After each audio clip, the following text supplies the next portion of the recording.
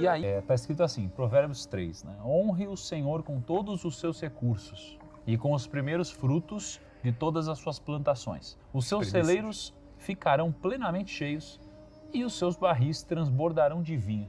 Então, basicamente, ele está dizendo assim, ó, honre o Senhor com todos os seus recursos. E aí, quando você lê esse tipo de coisa, e várias vezes, de várias formas que eu passei aqui, você pode interpretar de jeitos diferentes, né? E aí você mistura isso daqui com a culpa.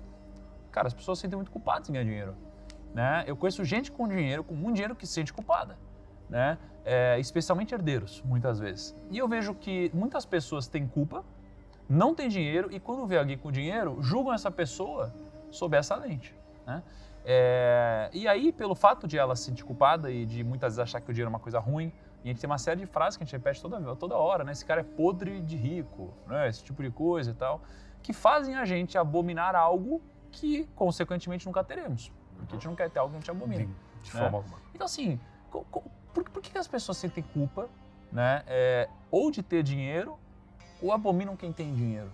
Especialmente no Brasil. E aí, sob uma ótica bíblica? Eu acho que no Brasil, no Ocidente, de modo geral, do Brasil, nós herdamos uma herança muito cruel medieval. Assim como eu fiz referência aos espíritas, ao espiritismo respeitando os espíritos, eu vou fazer uma referência ao catolicismo respeitando os católicos e dizendo que a minha opinião aqui não é de alguém de fora da igreja detonando com o catolicismo. Não, essa opinião que eu vou dar aqui, ela tem muitos teólogos católicos que a fazem, tá bom? Eu não sou o único a dizer isso. Durante a Idade Média, quando você tem a ascensão cada vez maior do papado, especialmente ali na época de Justiniano, estou falando de 538 depois de Cristo, no alto da Idade Média, que a igreja foi aos pouquinhos ganhando espaço. Dá até para fazer uma leitura psicológica do crescimento da igreja.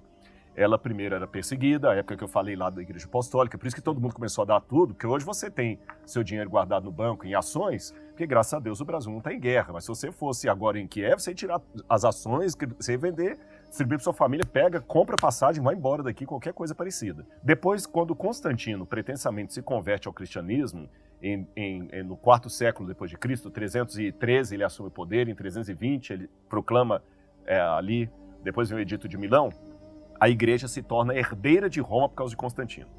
Por isso que é a igreja católica apostólica romana. Mas quando Justiniano, em 538, passa a batuta para a igreja, já se torna soberana. Então os reis deviam tudo para a igreja. E aí, muita gente, para poder ser acalmado, a igreja ensinava o seguinte: era quase um regime de castas numa visão cristã, porque no regime de castas, você nasceu da cabeça de Brahma, você vai ser rico sempre. Se você nasceu um Dalit do pé de Brahma, bobagem que você está falando, que você nunca vai subir. Então a igreja dizia, olha, seja contente com a sua pobreza, porque no céu você terá uma casa melhor. E esse mantra era repetido por questões até de dominação das massas, dominação, e o povo aceitava. Então, cada vez mais assim, os clérigos eram mais ricos, e foi criando uma separação muito grande. Aí vem a questão da burguesia, nós sabemos, né? As cruzadas, tudo isso mais que enriquecendo a elite e aqueles. E você sabe, há pessoas que fazem a caridade não por amor, é porque para ele é interessante que o outro continue rico, pobre. Lembra que você falou assim, investir também em pessoas? Dr. Milton, uma coisa interessante que eu vi dele, eu não vou dar nome, mas tem empresários, dois que eu sei que estão mais ricos do que ele, que começaram com ele ensinando. Então tem gente que fala assim, não, eu sou caridoso, mas ele quer que seja caridoso, ele quer que o menino continue no farol. Ele não quer que o menino se torne um outro empresário como ele, competidor. Então eles mantinham as pessoas lá embaixo. E nós herdamos isso quando os portugueses vieram para o Brasil. Todas as imagens de santo que nós vemos são dos pés descalços, as carmelitas dos pés descalços. Quanto mais pobre, quanto mais eram freiras, né, que iam para o convento, mais miserável, São Francisco de Assis e tudo mais, e tal, mais você dá e tal, mais Deus vai amar você e tudo. Só que quando a Reforma Protestante sai no século XVI, Lutero foi para uma outra linha, que o Lutero era protegido por pessoas influentes, como Frederico Sábio. Você tem Adam Smith. O capitalismo, na verdade, foi criado pelo pensamento protestante. O capitalismo é fruto do protestantismo, né? Todos esses aí. E o capitalismo começou a ser uma reação contra a burguesia da Idade Média. E aí veio o comunismo, que é uma reação ao capitalismo, porque houve um exagero no capitalismo chamado capitalismo selvagem. O fato é que nós somos herdeiros dessa briga entre a nossa herança medieval, que é pecado ser rico, A herança do capitalismo Que é pecado selvagem... ser rico por uma questão de... Ideologia religiosa. Controle. Mau controle. Quando eu falo com você assim, é pecado ser rico, isso vale para você, para mim não. Você tá entendendo?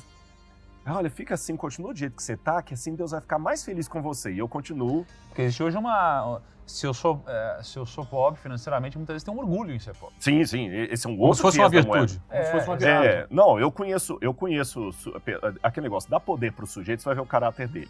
Você entendeu? Tem às vezes um faxineiro, nada contra os faxineiros, mas apenas para dar um exemplo, que ele fica com a chave do banheiro do posto de gasolina que ele trabalha. E ele tem a mesma arrogante de um CEO que demite, sabe? O cara tá com a chave do banheiro do posto de gasolina, mas ele administra com tanta arrogância aquela chave do banheiro que, salvaguardadas as devidas proporções, ele está tão arrogante como aquele CEO que humilha todo mundo ali no prédio.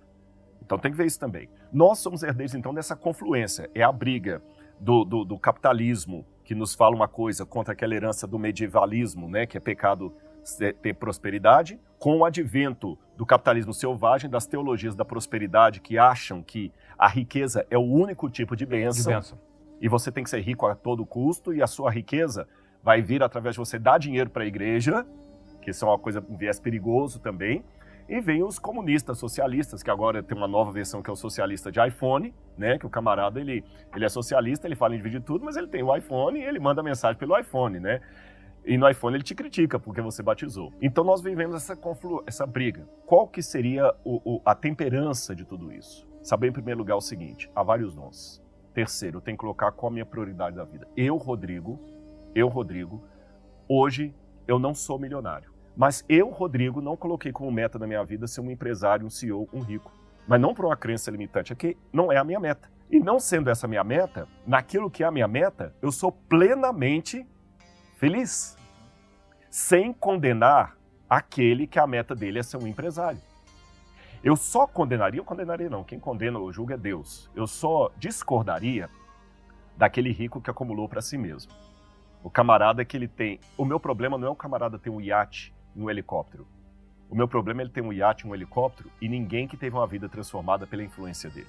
Você tá entendendo? Então o camarada é um empresário bem sucedido, mas com a empresa dele ele tá dando emprego para quantas pessoas? Quantas pessoas ele tá tirando da miséria porque ele tá dando emprego? Então, para mim, que ótimo que tem esse empresário bem sucedido. Não é pecado almejar essas coisas, de maneira nenhuma. Agora, você sabe aquela questão, né? Quando o macaco não pode comer a fruta, ele fala que ela está podre. Então, às vezes, a maneira que o outro tem de atacar a sua riqueza é porque ele mesmo não conseguiu chegar lá, então ele cria argumento